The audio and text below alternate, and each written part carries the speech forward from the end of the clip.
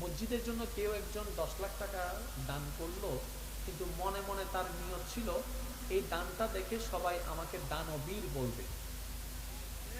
ঠিক আছে, আমি কিছু কাজের কথা বলি, আপনারা শুধু বলেন আপনার রব এই কাজটা আমরা করলে কি খুশি হয় নাকি নারাজ হয়, আপনারা বলবেন।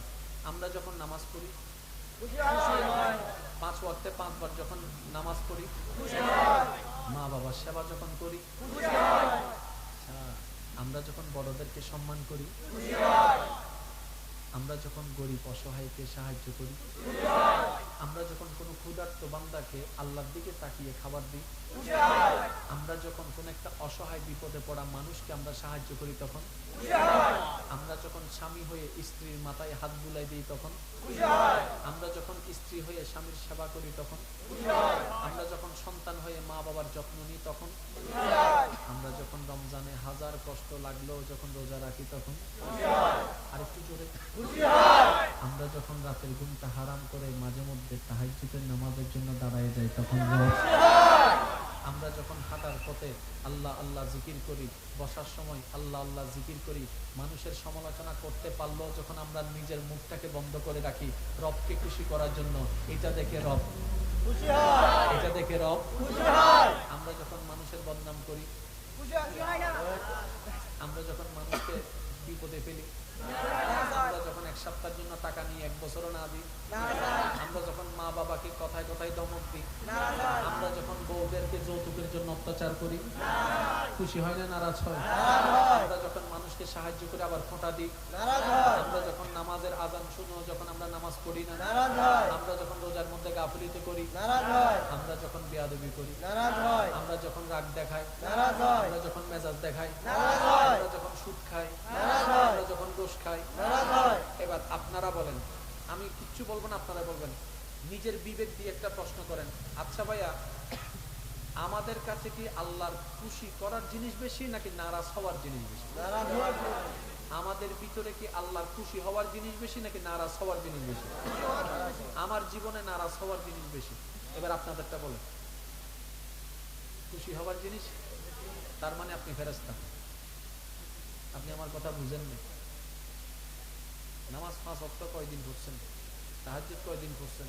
মা বাবার সেবা কয়দিন করছেন? সুদ থেকে বেঁচে আছেন, ঘুষ থেকে বেঁচে আছেন, মানুষের বদনাম থেকে বেঁচে আছেন, কথার আঘাত টাকা থেকে বেঁচে আছেন, এগুলা থেকে তো বাঁচতে পারি না, তো খুশি করলাম কই? সেই জন্য আমি প্রথমে বলেছি এটা দিয়ে শুনেন না, এটা দিয়ে শুনেন। কারণ যারা বলেছেন খুশি তারা এটা দিয়ে শুনছে, আর যারা এটা দিয়ে শুনছে তারা কি বলছে? আমার মতো পাপী আর কেউ নেই। যেখানে আমি নিজেকে পাপী বলেই ফেললাম, সেখানে আপনি আর বলার অপেক্ষা কি রাখে? আমি কি বুঝাতে পারছি কথা? যেখানে ইমাম যদি বলে যে আমি নিজে পাপী, মুক্তাদিরা তা বলবে যে আমরা ডবল পাপী। আমি কি বুঝাতে পারছি? তার মানে রবকে খুশি করার মতো কোন যোগ্যতা আছে আপনাদের? আমাদের আছে? রবকে খুশি করার মতো কোন কাজ আমাদের নাই। সেই হিসাবে আমরা সবাই চলে যাবো জাহান্নামে, সবাই চলে যাবো জাহান্নামে।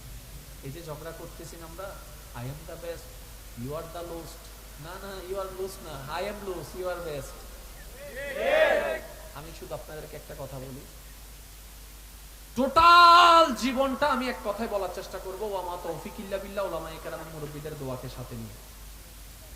মানবের শুধু একটাই কাজ, যে কোনো ভাবে আপন সৃষ্টিকর্তাকে খুশি করা। এই ছাড়া মানুষের আর কোনো কাজ নাই। এবার খুশি করার জন্য কিছু কাজের দরকার আছে না নাই? ওই কাজগুলাকে বলা হয় আমল। এই কাজগুলাকে কি বলা হয়? আমল। এই আমলের ভিতরে, 1000টা আমলের ভিতরে যদি একটা আমল রবের পছন্দ হয়ে যায়,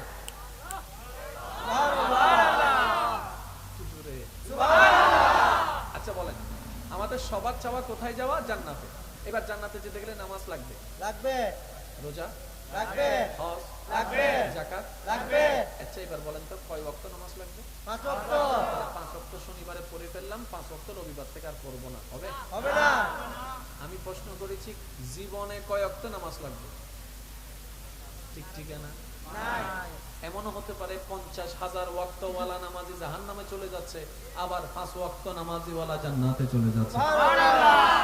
হতে পারে হাসরের ময়দানে যারা 1000টা রোজা রেখেছে আমলনামায় তারা চলে যাচ্ছে জাহান্নামে, আবার কেউ আপনার মতো সৌভাগ্য 3টা রোজা রেখে জান্নাতে চলে যাচ্ছে।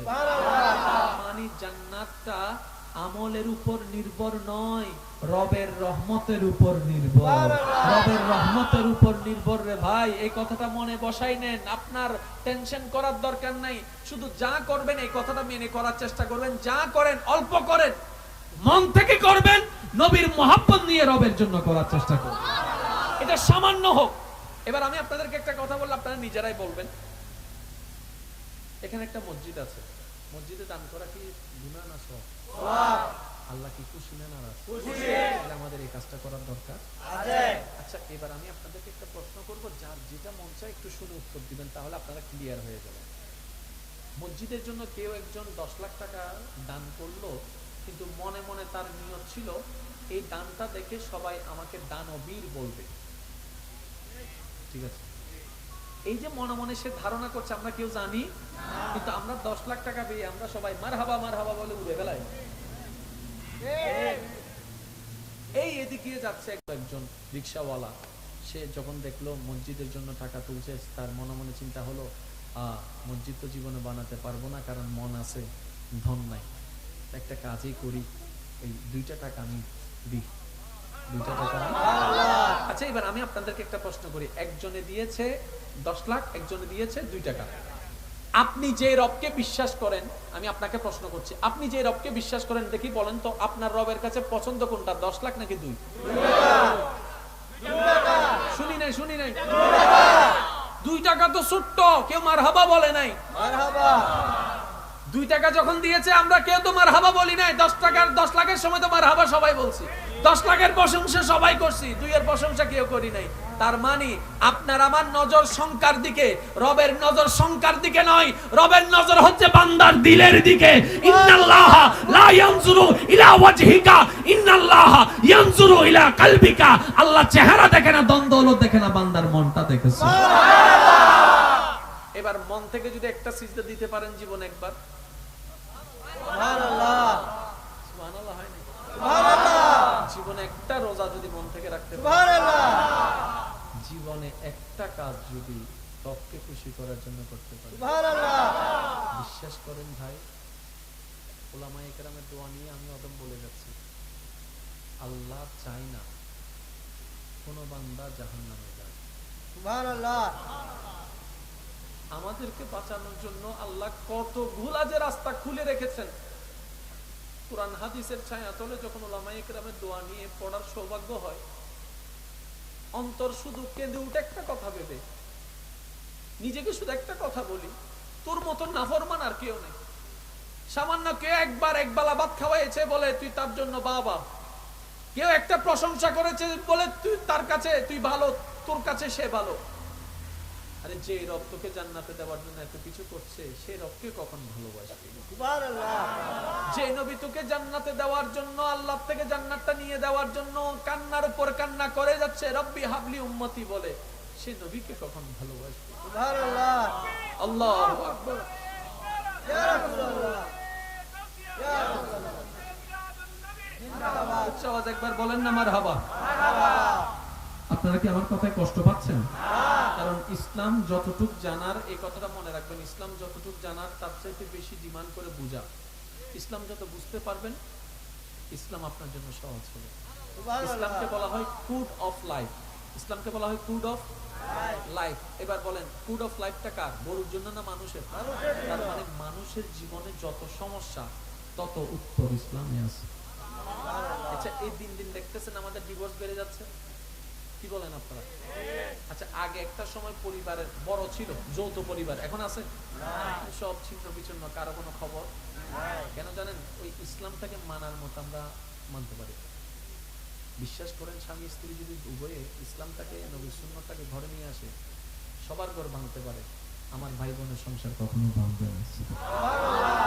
ইসলাম আলাদা করে না, ইসলাম জোড়া লাগায় যায়। ইসলাম কি করে? জোরে বলতে হবে, ইসলাম কি করে?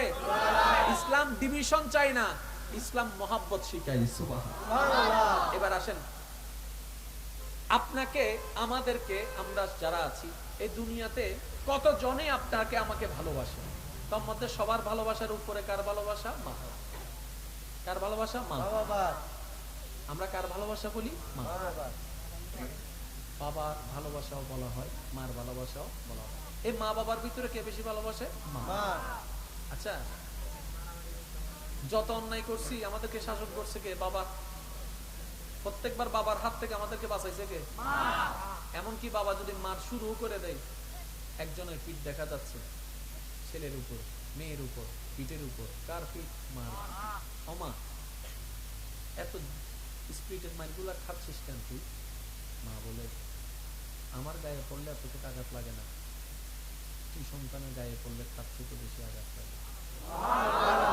কারণ আমার গায়ের উপর যখন আঘাতগুলা পড়ে সেটা আমার শরীরকে, আমার চামড়াকে স্পর্শ করে, কিন্তু তোর গায়ে যখন আঘাতটা পড়ে, তোর চোখ থেকে যখন পানি পড়ে রে সন্তান, তখন সেটা আমার দিলে গিয়ে আঘাত করে। মা, এত ভালোবাসিস কেন আমাকে? বাসবো না ভালো? আমি তোকে আমার পেটে রেখেছি, আমি তোকে আমার পেটে রেখেছি।